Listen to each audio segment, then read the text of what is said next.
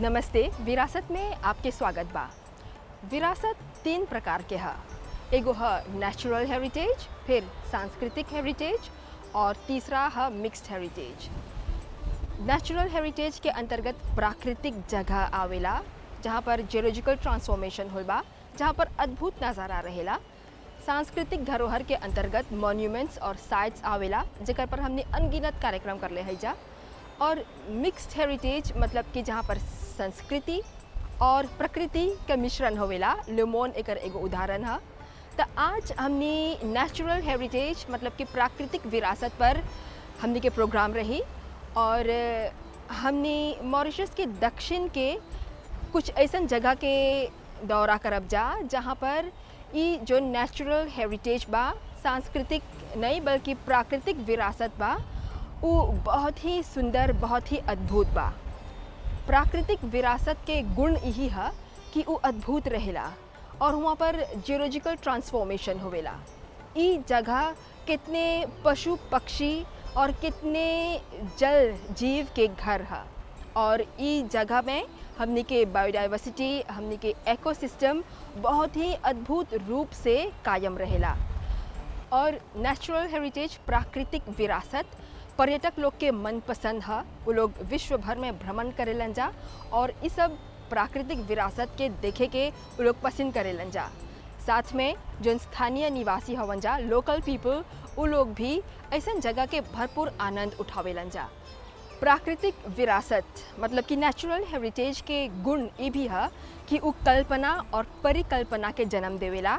ऐसा जगह से कितने खिस्सा कहानी के जोड़ल जाला और ये जगह के जस्ती जान देवल जाला।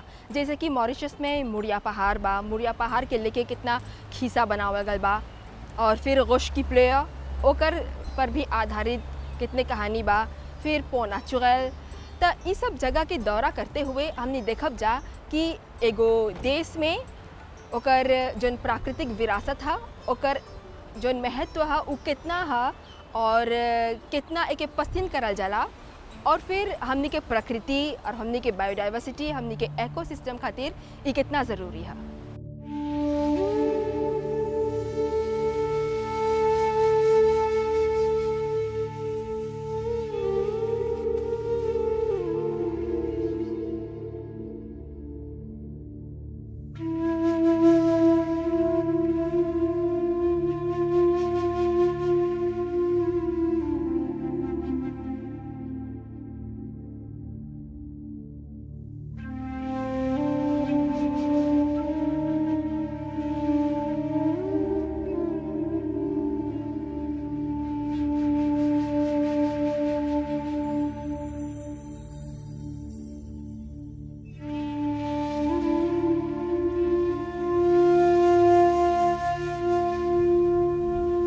गोश की प्लेयर ग्रीगरी के भीरी पावल जाला सुयक के पूर्व में। मॉरिशस जोन अपन सुंदर शांत समुंदर और उजर बालू खातिर मशहूर है, हुए पर दक्षिण के ई इलाका जहाँ कोरल रीफ रेसिफ नहीं बा और ऊंचा और तेज लहर उठेला, वो अपन विचित्रता से सबके मन मोह लेवेला। अपन सौंदर्य खातिर अपन ऊंचा ढलान फालेज से समुंदर के लहर के टकराइला खातिर बहुत ही पसंद करल जाला। हिया के काला पत्थर जोन चट्टान जोन ढलान बा, ओकर पर खड़ा होके समुंदर के नज़ारा देखला बहुत ही अचंभित करे होला, बहुत ही मनमोहक है। गोश की प्लेयर के मतलब है वो पत्थर जोन आंसू बहावता, जोन रोवता। और काहे कि हिया पर चट्टान फालेस पर तेज लहर टकरा के जब जाला तो ऊंचा चट्टान पर से जोन पानी गिरते रहेला, बहते रहेला, तो ऐसन बुझाला कि उ पत्थर से आंसू बहता। और ई जगह ग्रीगरी के नाम भी एकर पीछे एगो सुंदर कहानी बा। ग्रीगरी बनल बा ग्रिज शब्द से, जेकर मतलब है बादल गरजे के गरगराहट। जब हिया पर ऊंचा लहर उठेला और पत्थर से टकराला तब बुझाला कि बादल गरजता। गोश की प्लेयर जैसन जगह के संगे कितने लोग कहानी भी जोड़ल बा। जैसे कि हिया के पत्थर के लोर बहावत बतावल गल बा। और दूसरा कहानी ई भी है कि रॉबर्ट एडवर्ड हॉट जोन कवि रलन त उनकर चेहरा के आकार बोलल जला हिया के चट्टान पर तोहरा लौकी जोन हिया के लहर ऊंचा लहर बनैले बा। गौश की प्रिय जैसन जगह में जब जइबा त देखबा कि कैसे पानी पत्थर के टोरेला, ओकर पर लकीर खींचेला और ई बड़ा बड़ा चट्टान के रंग रूप बदल देवे के शक्ति रखेला। लहर से बनल हिया के पत्थर या तो बुझाला कि ऊ लकाव या गुफा के अंदर तोहरा ले जाता, या फिर बुझाला कि ई इंसान द्वारा करल गल कार्विंग और पॉलिशिंग है।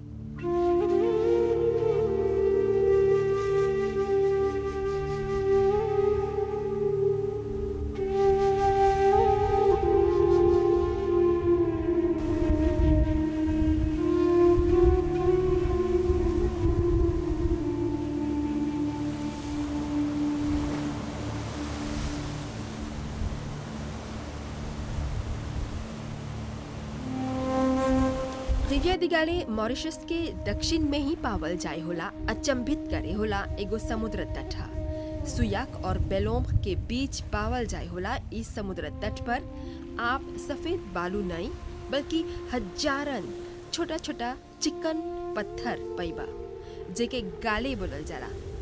ई जगह पर्यटक लोग के मन पसंद है और जे आप रिलैक्स करे खोजबा त ई जगह बेहतरीन है, जहाँ बैठ के आप ई छोटा छोटा पत्थर पर तेज लहर वाग के टकरावे के अचरज करे होला आवाज होगा।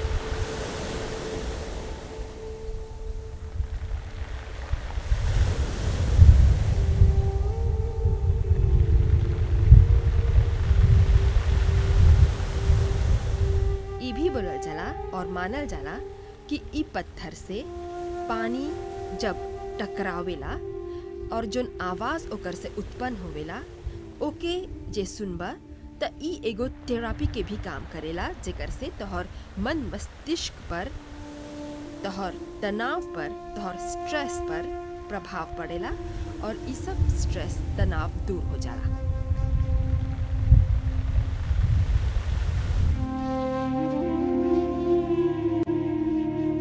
रिविया दी गाले से थोड़े ही दूर इलो सांचो बा, एगो छोटा द्वीप, छोटा लील। यहाँ पर सर्फ करे के एगो बेहतरीन जगह मानल जाला और बे दु जाकोते के ई मुख्य आकर्षण है। एगो छोटा कनाल ई द्वीप के मॉरिशस से अलग कर लेबा, लेकिन आप सकबा चल के पानी के पार करके ई द्वीप में प्रवेश करे। यहाँ के समुंदर बहुत ही सुंदर बा, जहाँ हरियाली पैबा, जहाँ पर ऊंचा ऊंचा गाछी बा और यहाँ छोटा छोटा पत्थर गाले और उजर बालू दोनों बा। यहाँ के रेसिफ मतलब कि कोरल रीफ एकदम भेरी बा और ई नज़ारा के आनंद उठावे खातिर भी ढेर कोई यहाँ पर आवेलन जा।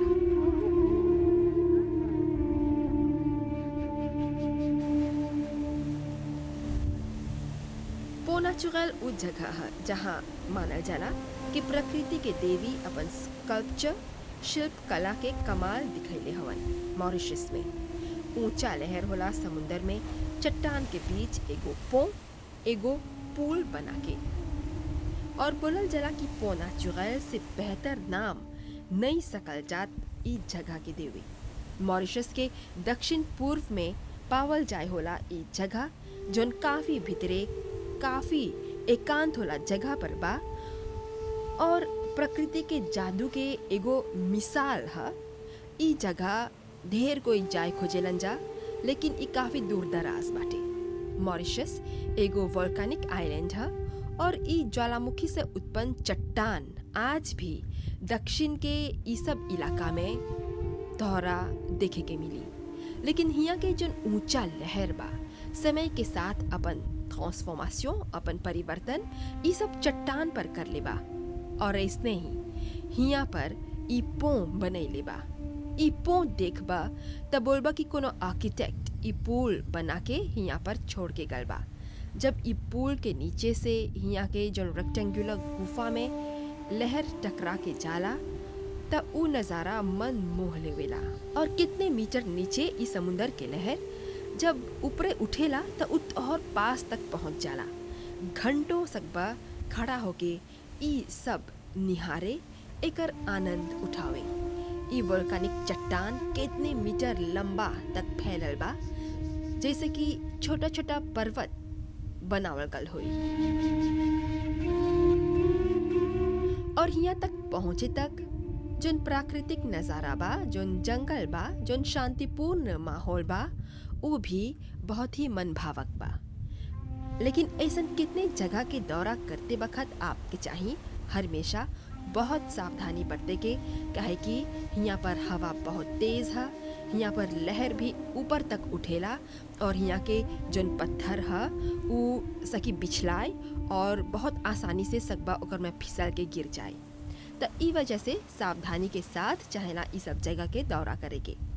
ऐसन जितना जगह बा मॉरिशस में, विशेष रूप से दक्षिण में, वो पर्यटक लोग के बहुत आकर्षित करेला। और फिर चाहे सब मॉरिशन लोग के कम से कम एक बार ई सब जगह के दौरा करे, काहे कि ई हमनी के देश के प्राकृतिक विरासत है।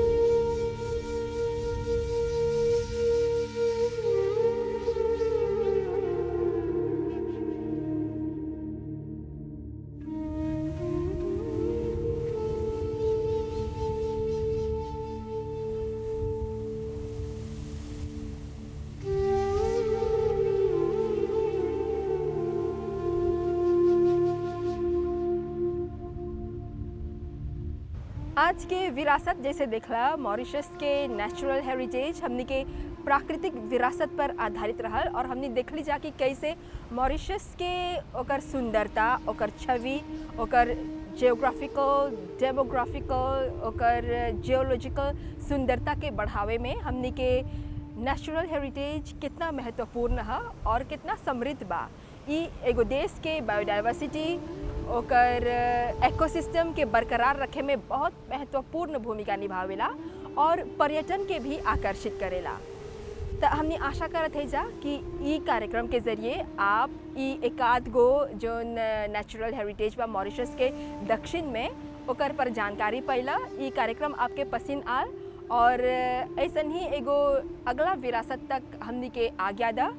पूरा टीम के ओर से धन्यवाद। नमस्ते।